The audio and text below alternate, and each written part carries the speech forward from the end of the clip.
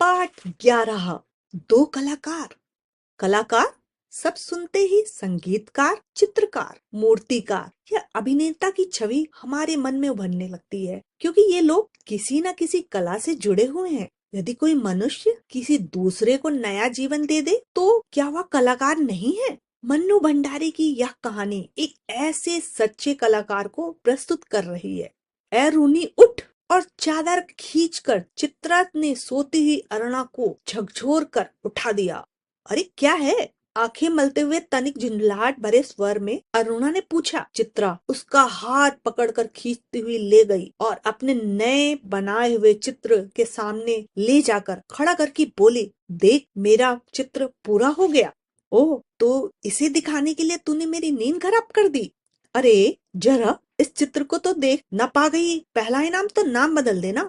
चित्र के चारों ओर से घुमाते हुए अरुणा बोली, किधर से देखूं? यह तो बता दे।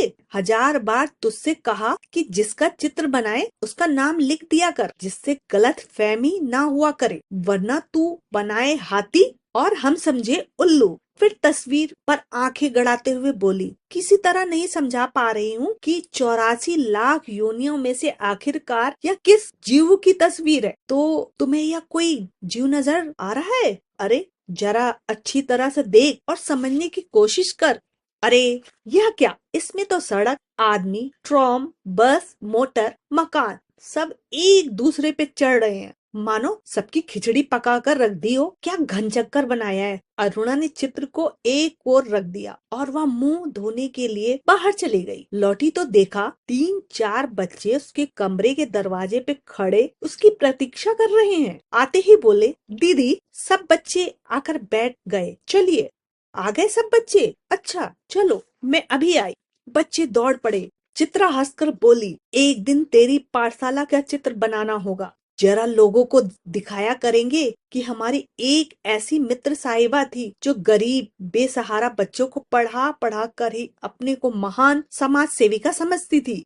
जा जा, समझते हैं तो समझते हैं, तू जाकर सारी दुनिया में ढिंडोरा पीटना हमें कोई शर्म है क्या? तेरी तरह लकीरें खींचकर तो समय बर्बाद नहीं करती। और पैरों में चप्पल डालकर वह बाहर मैदान में चली गई, जहाँ बिना किसी आयोजन के ही एक छोटी सी पाठशाला बनी हुई थी। रविवार के दिन इसी प्रकार अरुणा पाठशाला लगाया करती थी।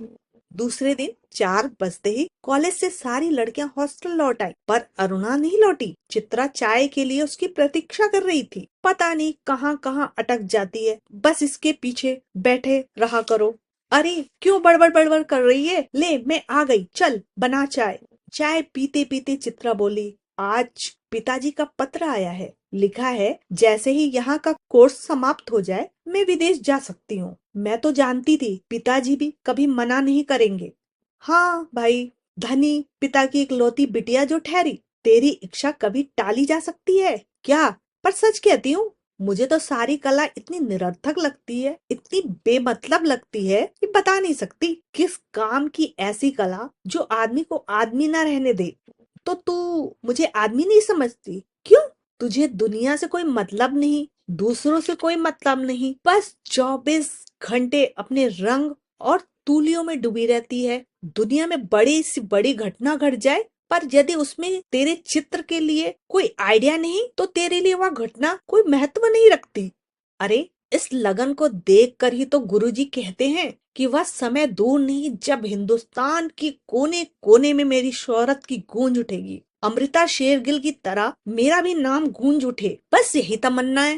कागज पर इन सजीव चित्रों को बनाने की अपेक्षा 2-4 की जिंदगी क्यों नहीं बना देती? तेरे पास तो सामर्थ्य है, साधन भी है, वह काम तो मैंने तुम पर छोड़ दिया है। और चित्रा हंस पड़ी और फिर बोली, अच्छा यह बता कि तूने अपनी अनोखी पाठशाला में 10-20 बच्चों को पढ़ाकर तो क्या निरक्षरता मिट जाएगी? या झोपड़ी में 10-20 औरतों को हुनर सिखाकर कुछ कमाने लायक बना दिया तो उससे गरीबी मिट जाएगी, उनकी दशा सुधर जाएगी? अरे ये सब काम एक के लिए किए नहीं होते। जब तक समाज का सारा ढांचा नहीं बदलता तब तक कुछ नहीं होगा। फिर दोनों में कला और जीवन को लेकर लंबी लंबी बहसें होती और चित्रा अंत में कान पर हाथ रखकर उठ जाती। अच्छा अच्छा, बंद कर या लेक्चरबाजी, बोर कहीं की। पिछले 5 वर्षों में किसी प्रकार का क्रम चल रहा था। हर 10-20 दिन बाद दोनों में अपने अपने उद्देश्यों को लेकर, अपनी अपनी दिनचर्या को लेकर एक गर्मागर्म बहस हो ही जाती। 3 दिन से मूसलाधार वर्षा हो रही थी। रोज अखबारों में बाढ़ की खबरें आती थी। बाढ़ पीड़ितों की दशा बिगड़ती जा रही थी और वर्षा थी कि थमने का नाम ही ना लेती थी। अरुणा दिन भर चंदा इकट्ठा करने में व्यस्त रहती। एक दिन आखिर चित्रा ने कह ही दिया, तेरे इम्तिहान सिर पर आ रहे हैं, कुछ पढ़ती लिखती तू है नहीं, सारे दिन बस भटकती रहती है, फेल हो गई तो। आज शाम को स्वयं सेवकों का एक दल जा रहा है। प्रिंसिपल साहिबा से अनुमति ले ली है, मैं भी उनके साथ जा रही हूँ। चित्रा की बात को बिना सुने उसने कहा। शाम को अरुणा चली गई। 15 दिन बाद वह लौटी तो उसकी हालत काफी खस्ता हो रही थी। सूरत ऐसी निकल आई थी मानो 6 महीने से बीमार है। चित्रा उस समय अपने गई हुई थी। अरुणा नहा धोकर खा पी कर लेटने लगी, तभी उसकी नजर चित्रा के नए चित्रों की ओर गई। 3 चित्र बने रखे थे, तीनों बाढ़ के चित्र थे। जैसा दृश्य वह अपनी आंखों से लेकर आ रही थी, वैसे ही दृश्य यहाँ पर अंकित थे। उसका मन जाने कैसा कैसा हो आया। वहाँ लोगों के जीने के लाले पड़ रहे हैं और उसमें भी इसे चित्कारी ही सूझती है। और न जाने कितनी बातें सोचते सोचते वह सो गई। शाम को चित्रा लौटी तो अरुणा को देखकर बड़ी प्रसन्न हुई। बोली, गनीमत है तू लौट आई। मैं सोच रही थी कि कहीं तू बाढ़ पीड़ितों की सेवा करती ही रह जाए और मैं जाने से पहले तुझसे मिल भी ना पाऊं। क्यों, तेरा जाना तय हो गया? हाँ, अगले बुधवार को मैं घर जाऊंगी और बस 1 सप्ताह बाद हिंदुस्तान की सीमा से बाहर पहुंच जाऊंगी। उल्लास उसके स्वर में झलक रहा था। सच कह रही है तू? चली जाएगी चित्रा? 5 साल से तेरे साथ रहते रहते मैं तो भूल गई कि कभी हमको अलग भी होना पड़ेगा। तू चली जाएगी तो मैं कैसे रहूंगी?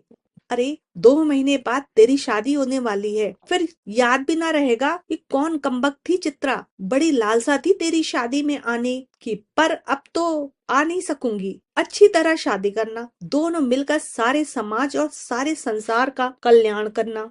आज चित्रा को जाना था। हॉस्टल में उसे बड़ी शानदार विदाई मिली थी। अरुणा सवेरे से ही उसका सारा सामान ठीक कर रही थी। एक एक करके चित्रा सबसे मिल आई, फिर गुरुजी के घर की तरफ चल पड़ी। 3 बज गए पर वह लौटी नहीं। अरुणा उसका सारा काम समाप्त करके उसकी राह देख रही थी। 5 बजे की गाड़ी से वह जाने वाली है। अरुणा ने सोचा वह खुद जाकर देखाए कि आखिर बात क्या हो गई। तभी हड़बड़ाती सी चित्रा ने प्रवेश किया। बड़ी देर हो गई ना? क्या करूं, बस कुछ ऐसा हो गया कि रुकना ही पड़ा। आखिर क्या हो गया ऐसा जो रुकना ही पड़ा? सुने हैं तो गर्ग स्टोर के सामने पेड़ के नीचे एक भिखारन बैठी रहती थी ना, लौटी तो देखा कि वह वहीं मरी पड़ी है और उसके दोनों बच्चे उसके सूखे शरीर से चिपक कर बुरी तरह रो रहे हैं। जाने क्या था उस सारे दृश्य में कि मैं अपने आप को रोक नहीं सकी। एक स्केच बना ही डाला, बस इसी में इतनी देर हो गई। 4:30 बजे और चित्रा हॉस्टल के फाटक पर आ गई, पर तब तक अरुणा का कहीं पता नहीं था। बहुत सारी लड़कियां उसे स्टेशन छोड़ने आई, पर चित्रा की आंखें बराबर अरुणा को ढूंढ रही थीं। उसे दृढ़ विश्वास था कि वह इस विदाई की वेला में उससे मिलने जरूर आएगी। 5 भी बज गए। रेल चल पड़ी। अनेक रुमालों ने हिल हिलाकर चित्रा को विदाई दी, पर उसकी आंसू भरी आंखें किसी और को ही ढूंढ रही थी। अरुणा ना आई सो ना आई। विदेश जाकर चित्रा तन मन से अपने काम में जुट गई। उसकी लगन ने उसकी कला को निखार दिया। विदेशों में उसके चित्रों की धूम मच गई। भिखारिन और 2 अनाथ बच्चों की उस चित्र की प्रशंसा में तो अखबारों के कॉलम भर गए। शोहरत के ऊंचे कगार पर बैठ चित्रा जैसा अपना पिछला सब कुछ भूल गई। पहले वर्ष तो अरुणा से पत्र व्यवहार बड़े नियमित रूप से चला, फिर कम होते होते एकदम बंद हो गया। पिछले 1 साल से तो उसे यह भी नहीं मालूम कि वह कहाँ है। नई कल्पनाएं और नए नए विचार उसे नवीन सृजन की प्रेरणा देते और वह उन्हीं में खोई रहती। उसकी चित्रों की प्रदर्शनियां होती। अनेक प्रतियोगिताओं में उसका अनाथ शीर्षक वाला चित्र प्रथम पुरस्कार पा चुका था। जाने क्या था उस चित्र में, जो देखता वही चकित रह जाता। 3 साल बाद जब वह भारत लौटी तो बड़ा स्वागत हुआ उसका। अखबारों में उसकी कला पर, उसके जीवन पर अनेक लेख छपे। पिता अपनी इकलौती बिटिया की इस कामयाबी पर गदगद थे। समझ नहीं पा रहे थे कि उसे कहाँ कहाँ उठाएं बिठाएं। दिल्ली में उसके चित्रों की प्रदर्शनी का विराट आयोजन किया गया। उद्घाटन करने के लिए उसे भी बुलाया गया था। उस प्रदर्शनी को देखने के लिए जनता उमड़ पड़ी थी। भूरी भूरी प्रशंसा हो रही थी और चित्रा को लग रहा था जैसे उसके सपने साकार हो गए। उस भीड़ भीड़ में अचानक चित्रा की भेंट अरुणा से हो गई। रूनी कहकर वह भीड़ की उपस्थिति को भूलकर अरुणा के गले से लिपट गई। फिर उसने पूछा, तुझे कब से चित्र देखने का शौक हो गया? रूनी, चित्रों को नहीं, चित्रा को देखने आई थी। तू तो एकदम भूल गई। अरे ये बच्चे किसके हैं? दो प्यारे से बच्चे अरुणा से सटे खड़े थे। लड़की की उम्र 10 साल की होगी तो लड़की की कोई 8। मेरे बच्चे हैं। और किसके? कि तुम्हारी चित्रा मौसी हैं। नमस्ते करो अपनी मौसी को, अरुणा ने आदेश दिया।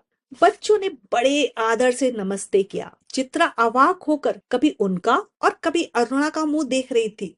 तभी अरुणा के पति आ पहुंचे। परिचय हुआ। साधारण बातचीत के पश्चात अरुणा ने दोनों बच्चों को उनके हवाले करते हुए कहा, आप जरा बच्चों को प्रदर्शनी दिखाइए, मैं चित्रा को लेकर घर चलती हूँ। बच्चे पिता के साथ विदा हुए। चित्रा को दोनों बच्चे बड़े ही प्यारे लगे। वह उन्हें एक टक देखती रही। जैसे ही वो आंखों से ओझल हुए, उसने पूछा, सच सच बता रूनी, ये प्यारे प्यारे बच्चे किसके हैं? कहा तो मेरे। अरुणा ने हंसते हुए कहा, अरे बताओ ना, मुझे बेवकूफ बनाने चली है? एक क्षण रुककर अरुणा ने कहा, बता दूं? और फिर उस भिखारिन वाले चित्र के दोनों बच्चे पर उंगली रखकर बोली, यही वो दोनों बच्चे हैं क्या? विस्मय से चित्रा की आंखें फैली की फैली रह गई। क्या सोच रही है चित्रा? कुछ नहीं, मैं सोच रही थी, पर शब्द शायद उसके विचारों